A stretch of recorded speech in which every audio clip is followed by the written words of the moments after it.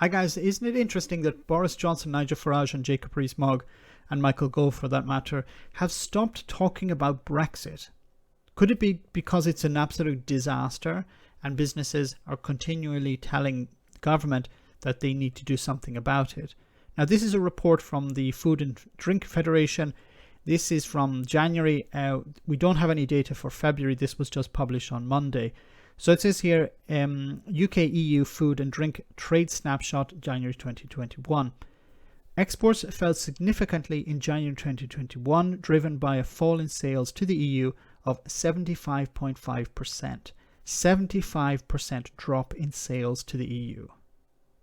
A massive drop compared to 2020.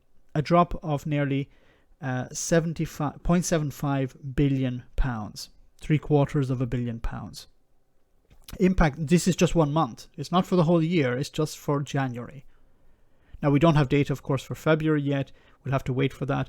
And it, of course, it will not be as bad as January, but it's still going to be pretty bad. It goes on to say, impacts of COVID and stockpiling by UK businesses in the EU ahead of the end of the transition period were contributing factors. Yes, this is important to remember that the pandemic had an impact. Stockpiling, there was a lot of stockpiling up until the end of the transition period, and also for Christmas, that had an impact as well. But it's not only that, but much of this is likely due to the new non-tariff barriers faced by UK exporters. And we've talked about this before, how yes, Boris Johnson has eliminated the tariffs, but not the barriers. And there are non-tariff barriers such as these requirements for veterinary certificates and all types of other paperwork, of many companies having to complete 20 or 30 pages of paperwork in order to send one consignment into the EU. And the collapse of groupage movements, which has shut out many small and medium enterprise exporters. So these were where small companies would work together, group all their goods together into one container or one shipment to save money. Well, they can't do that anymore because these goods need to be checked and each consignment needs to have all the correct paperwork, and this is not possible anymore. And this was a way for small businesses to save money, and they can't do that anymore. It's becoming just no longer feasible in some cases to export the goods into the EU. So we can see some of the data. It says UK food and drink exports. All food and drink in January 2020 was £1.7 billion in exports. January 2021, £824.9 million, a change of over 50%. To the EU, £1 billion, a drop to 256.4 million. That's a massive drop of 75%, 75.5%. And to non-EU, a drop of 11%. Now, you will hear Brexiteers, also members of the government, who will say, no, it's the pandemic, that's the problem, it's not Brexit. Yes, but if the pandemic was the problem, then you would see a similar drop between EU and non-EU countries. But you're not even anywhere close. 75% to 11%. So it's not the pandemic. It's Brexit. So it goes on to say exports to all EU member states fell, with Ireland, Germany and Italy each down more than 80%. You have to remember a lot of trade goes between Great Britain and Ireland.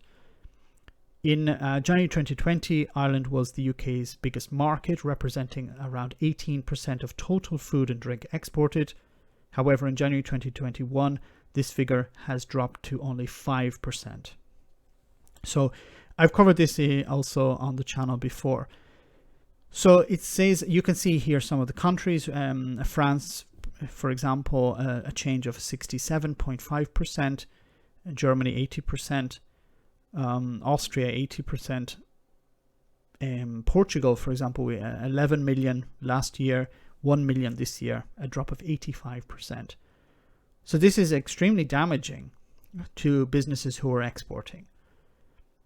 It goes on to say each of the UK's top 10 exporters to the EU fell by 45% to 98% in January 2021. salmon fell by 98% and beef by 91.5% compared to the same period in January 2020. Because in January 2020, the UK was was still a member actually at the end of 2020. The end of January 2020, the UK left the EU officially and entered the transition period. But in that period, it was still able to operate like a member state, and there was no requirement for all of this paperwork. It was, almost no paperwork. It was just a matter, in many cases, of putting something on in a van and driving it across the border into France and delivering the goods to the customer. That's over now. We've seen reports of how companies had to complete 20-30 pages of documentation in order to send one consignment to the EU. And in many cases, the consignments were rejected because the paperwork wasn't correct, or there were some issues regarding the consignment itself. A loss of money, a loss of time, and this is not something that's sustainable. Now, recently I uploaded a video about a Brexiteer who's asking, is there a way around this? Yes, there is a way around this, and it's rejoining the single market and the customs union. Now, salmon and beef fell by over 90%. Of course, this is because these are goods that are perishable. They need to be delivered to the customer as quickly as possible, not sitting in a truck for days on end.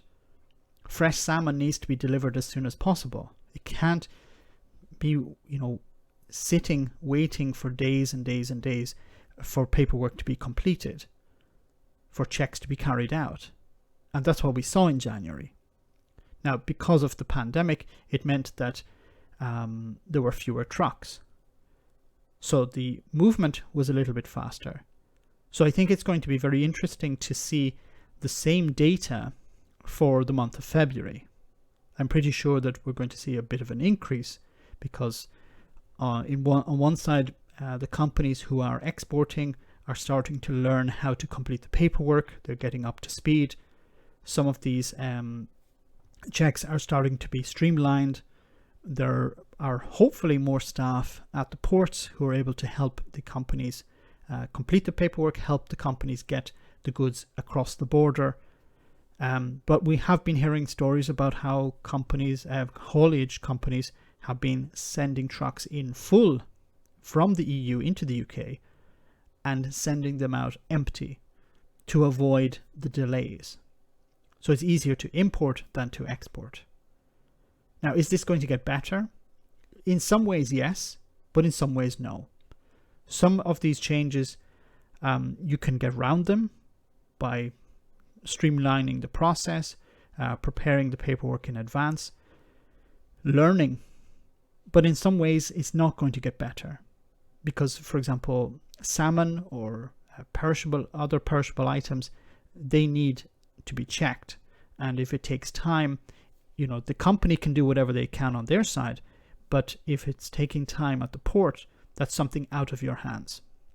And the longer it takes for the British companies to adapt, the quicker, the more likely, I should say, it is for their customers on the continent to find new suppliers. And it's very difficult to win back business that you've lost. Let me know in the comment section, guys, what you think. As always, your comments are greatly appreciated. Thanks a lot. I want to say a big thank you to all of my patrons. You ensure that this channel continues to exist. I'm eternally grateful for all of your support. If you join Patreon, you will receive instant access to our Discord server where we have both audio and video chats. You can chat with me and other patrons where we discuss important and non-important issues. Becoming a patron per month costs about the same as a large coffee, so why not check it out?